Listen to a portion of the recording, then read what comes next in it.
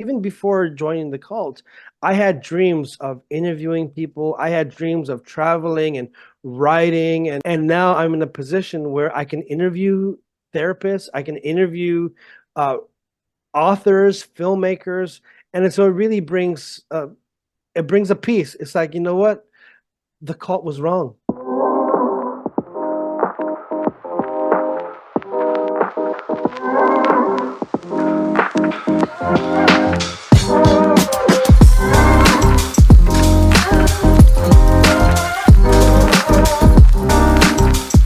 What's up, everybody? Welcome to another new episode of Soil Talk Podcast. My name is Eric, and today I have a really awesome guest. He is being zoomed in from his home in Texas, and this gentleman has his own podcast. He is the host of the Truth That Heals podcast. Please welcome Mr. Ryan Hernandez. How you doing, Ryan?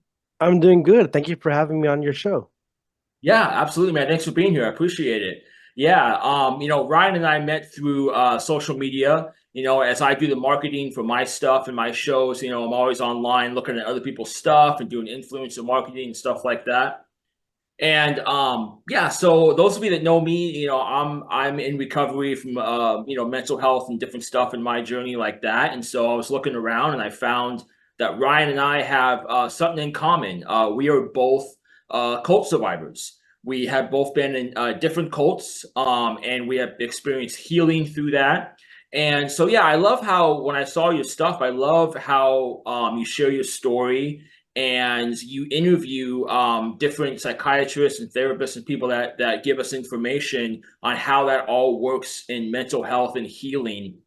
And I just love how you're a representative of resiliency in that, and you're not afraid to share your story and you're helping other people overcome, and so I really relate to that. Of course, having the same kind of stuff with cults and that kind of a thing. And so it really helped me in my journey. And in my opinion, that right there is like doing the Lord's work, and helping people, it can help people come to God through healing and through the things that honestly like Jesus did when he was on earth, and so I really admire that. And so yeah, I just I love for you to take it away and share your story with people and your journey of healing and how you came about doing your podcast. Well, my story started out, I grew up in Los Angeles. I'm a California boy. Right now I'm living in Texas, but I'm a Mhm. Cali kid. Grew up and raised in LA area, like near closer to Long Beach. But anyways, Mhm. I had a good upbringing, but then I always had, faith and love for God, and I wanted to share that joy with others. And I ran into a group which I thought was a loving group, and they seemed very kind, legit. And unfortunately, perhaps that was the mission in the beginning, to do good. But unfortunately, through time, with the leader and with narcissism, when you put narcissism in the middle of it, it starts it starts going away. So you were mentioning earlier about doing the Lord's work. I mean, that's the intention. That was the goal, and it sucks for us cult survivors, because many of us who joined the group or cult or whatever had good intentions, a good heart, but because of a bad apple, no, not really a bad apple, a bad tree, I should say, the leader, it we got steered instead of doing the Lord's work of just doing that person, working just for that person instead of Mhm. working for God. So I did join a cult, and then I didn't know it was a cult. It took a long time for me to unravel that truth. But while inside, I never thought of it as a cult. I thought that this was the truth, that this was the only way to go, and that if I leave, I'm going to be cursed for life. And it was living in paranoia 24/7. I didn't know how to function. I didn't know who Ryan was. I didn't know my own identity because I had been trained, I had been programmed to live as they had wanted me to. So when I ended up leaving, there was a continuation of that fear. Am I going to be punished? Am I going to be cursed by God? But over time, I wanted to live life because I still, like I mentioned earlier, before joining this cult, I already had faith and I already had a foundation from my family of having a relationship with God. So the cult never destroyed that. It injured that, but I think that upon leaving the cult, it was fractured, my relationship, and then I try to rebuild that, try to find my identity, try to find who it was spiritually, who I was spiritually, and that led me to starting the podcast. Nice, nice, awesome. Yeah. Yeah, there's so many things that I relate to in there, like the cult I was in was a recovery group. I got clean and sober 6 years ago.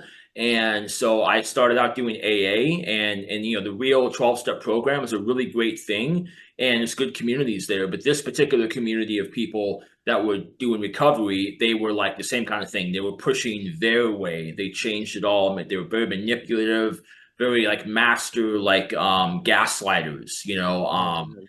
and yeah, I broke down. I was like, I don't know who I am anymore. I don't know what I'm doing. Who am I doing this for? Them or God or myself, or I don't know. So yeah, there's a lot of cool things in there to identify with. So how did you end up getting out of that?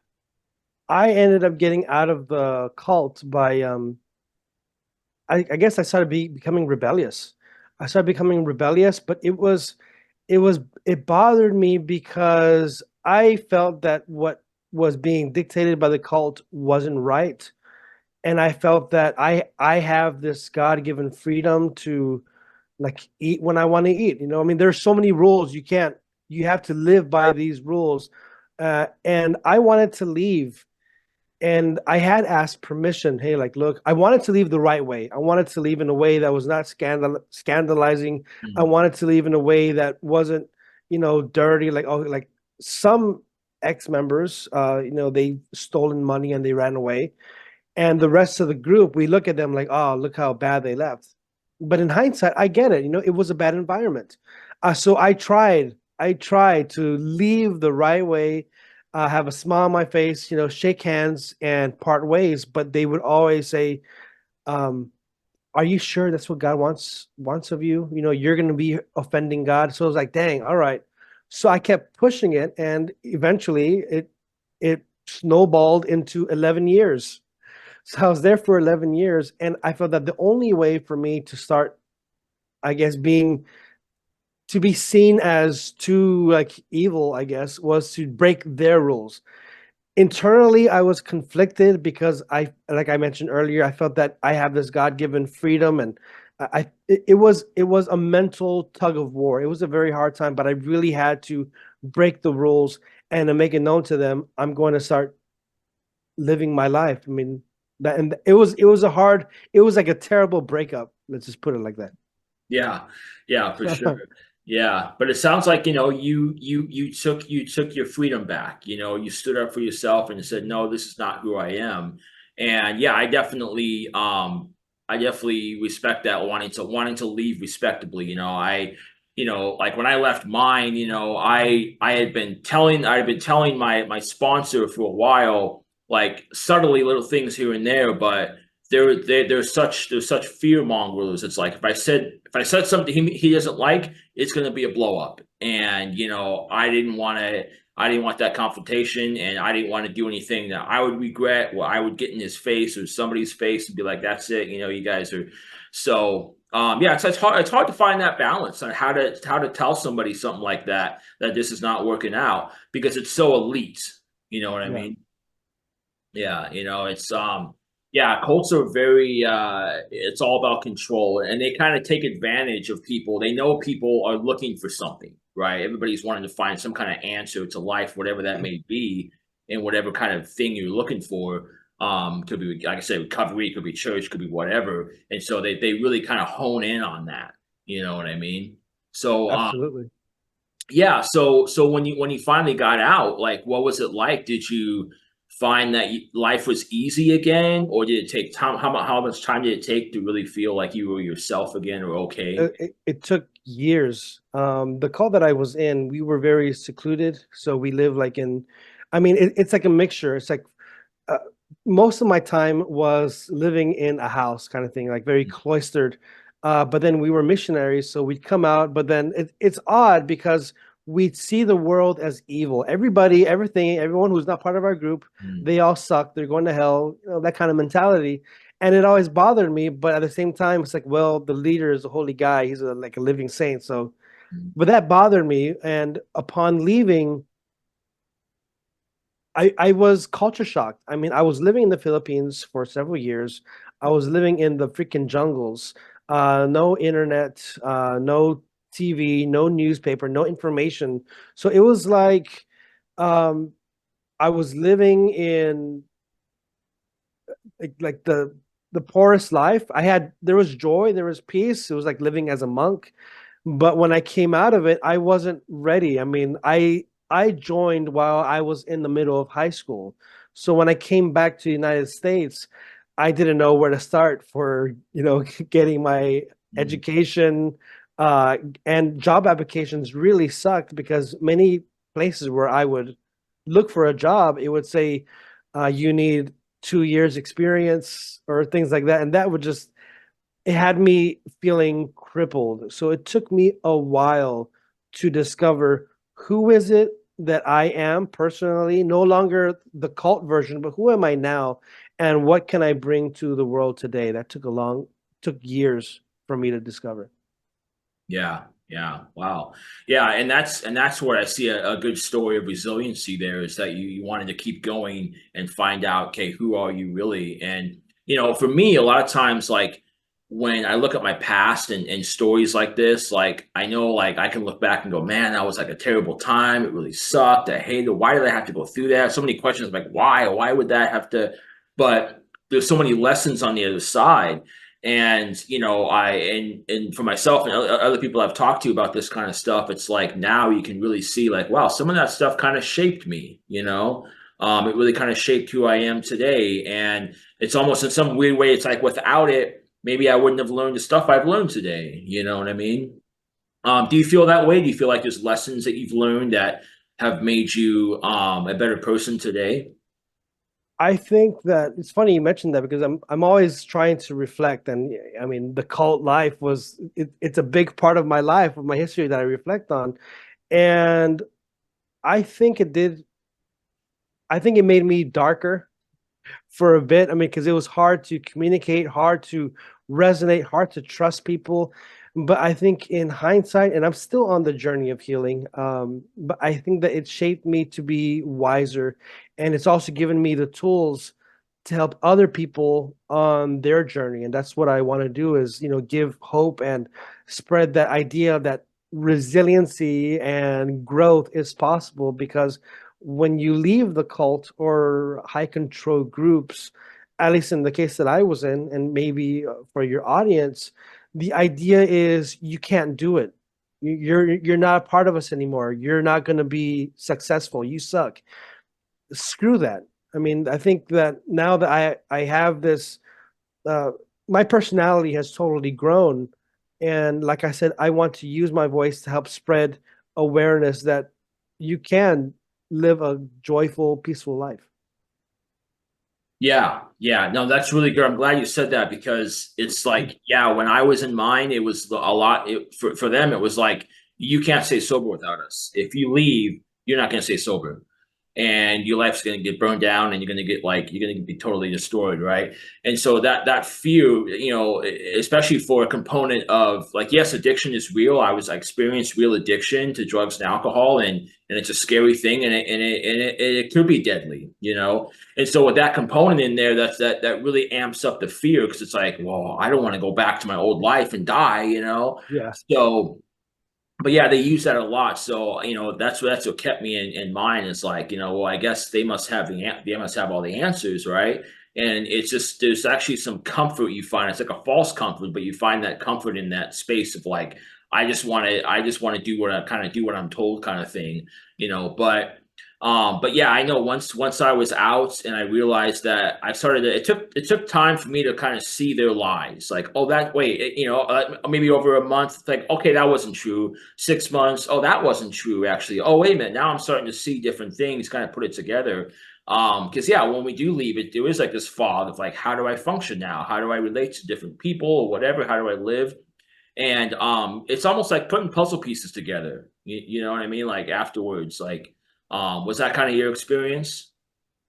I think the puzzle pieces were hard to find. I mean, like they were scattered. It's like what piece belongs where, and I think that it's funny because pre-cult, I was still, a child, a teenager, and I feel like all the pieces were already there. I mean, all of my likes, all of my dislikes, and all that needed to be done was, maturing and growing. But then the cult stole that. I think that. Uh, Once I put myself on the healing journey, and I say that because a lot of ex members wanted me to like, hey, just join our group or just do this or you Mm, just go to school and just get an education already or just get married. I was like, yo, hold on. I mean, I respect those who did that, but it was like, hey, look, I don't have all my puzzle pieces together. I need to stop what I'm doing. I need to discover because pre-cult Ryan, I mean, y'all didn't know me. I had likes, I had ambitions, I had dreams. And so I think it was very vital for me to pause and to look what are those puzzle pieces? And now that I know what are the pieces, I'm able to finally kind of put it together, put it into shape, and hopefully I'm able to present a happier, non-culty version of myself. yeah. No, that's good. I like that. Yeah, because yeah, I mean, I had found that when I was in there, I was running off of like just something to make me feel good. But when I left, it was like, wait a minute, like I need to slow down and okay, hold up, like what do I really want out of life? And a lot of times we find ourselves kind of like running before walking in life. It's like I want this, and I want this, and I want that. But can you handle it emotionally? Can you handle it with your basic life skills? I mean, like I've gone into jobs before that I really wanted, but I realized that that's not my skill set. You know what I mean? And I wouldn't succeed there. So yeah, it's a lot of little steps along the way to build up to what you really want to do. But yeah, I mean, it's a really fun journey. So yeah, as you were talking there, and you mentioned about finding different pieces of yourself and who you are. Like as you interview your guests and you work with these different therapists, psychologists, and stuff, how has that been learning from them? Well, it's been fun, and I'm kind of steering. I mean, yes, I am a cult survivor, but I don't want the podcast to be uh, rooted in that. I Hmm. want it to be rooted in growth and healing. But I always bring these guests over, and sometimes I bring it up because it is a part of my history. But when I bring these guests, I feel that the old Ryan, the pre-cult version of me, is starting to bloom because even before joining the cult, I had dreams of interviewing people. I had dreams of traveling and writing and I see that unfolding in my life in a way which I never thought would happen because after leaving the cult, the only thought in my mind was I suck, that I'm not going to make it. And now I'm in a position where I can interview therapists, I can interview uh, authors, filmmakers, and so it really brings a peace. It's like, you know what? The cult was wrong. I Yeah. I am I am I am living the life that I am destined to live. That's how I feel it. Yeah, yeah, yeah. That's really good. I work with a buddy of mine who is a professional like counselor in specifically trauma, and I met him through my church that I joined after I left my cult. And when I started to kind of tell him my story, he started working with me. And one of the things he asked me is like, after you left them, like, did you feel stupid? And it wasn't like an insulting question. It was just to like get me to think like, well, like, yeah, I do feel kind of like I was duped. It's like, oh man, like how can they, and you think back to like people that do that kind of stuff in cults, like, man, like how do we let that happen? But yeah, I mean, afterwards coming to terms with some of that stuff, like you were saying, it's like, yeah, the stuff we get to do today is amazing. It's like all that stuff we were told before. Because yeah, I left and I was like, I had all this shame, I had all this, yeah, you suck, you can't do this. How, what's gonna happen? And there's been so many great opportunities. Yeah, I love being able to pick the guests for my show and interview people about different topics. And I just learned so much more about myself that I wouldn't have gotten before. And you mentioned right now how, looking back, you sometimes, and even myself, ask, how can I let them do this? How can I let myself be duped? But then I also ask myself, how could they have done that? Because we were innocent people trying to live a good life. Like, how dare they steal years of our life? How dare they manipulate good-hearted people who want to live a better life? I mean, for you, addiction, and then they manipulated that and try to like rule over you. Like, how dare they? Like, how could they Mhm. have done that? And so that kind of also brings me peace that, okay, not all of it, not all that guilt. I don't have to hold on to it. It's like I'm able to acknowledge bad stuff happened, heal through it, process it, and then emerge from that. Right, right. Yeah. Yeah, I was pretty resentful for a while. And I mean the biggest part of my recovery, my journey has been the or like the hardest part has been the triggers. I always have triggers and thinking about something that somebody in that group did, and I just get like these like kind of almost like vengeful thoughts or like resentments. And for me, it always comes back to like they're sick people. All these your cult, my cult, all these people, they're sick people. Something happened to them. Something was done to them to make them operate that way. And now they're just they're doing it to the next person pretty much. And so, it's hard sometimes to like, to pray for them. I mean, those are Yeah. some of those scriptures are like, easy to read, pray for your enemies, but when it comes down to the reality of it, it's hard, and that's understandable. I mean, we're humans and we've been wronged. But me finding forgiveness has been very freeing in that. And because if I was to hold on to those resentments and that anger, that's where I struggle the most in my recovery, is holding on to the anger. That really holds me back from being more and more free. Have you found that struggle in your recovery, holding on to resentments? Well, I think I was able to kind of hit that in the beginning when I left, because when I first left, I still felt that I needed to do something attached to the group. Although as an outsider, maybe I can support them in some way. And so, but I also believe like, hey, look, they've known me since I was a child, and they see me as a child. I'm gonna man up and I'm gonna go to them and I'm gonna talk to them man to man, and in a peaceful, non-hostile way. And I did that because I wanted to make peace and I wanted to grow with them and see maybe there's some way I can still function. But then I saw that they were the ones who didn't want uh, to accept the peace. They are the ones who didn't want to talk to me as a man. They're the ones who fled. So that had me thinking years later. It's like, look, I've done the work to make peace with them. Now it's like I don't feel as guilty because I do talk about them in my podcast, and people are like, "Oh, you shouldn't talk about them. That's bad." It's like, I've shoot, heard that's that stuff. yeah. Yeah. I'm like, yo, that's my, and I'll tell them, that's my story, and then Yeah. they'll tell me something like, "You need to forgive." It's like I am forgiving, but at the same time, although I have forgiven them, I'm gonna call out the the bad things, for Yeah. lack of saying another word. I'm going to call that out because it's wrong. And just because I'm speaking about that doesn't mean that I harbor hatred. I hate what they did. I despise it. It's evil. It's an evil thing. And so me talking about it or you talking about it, it's not hatred, it's not a grudge.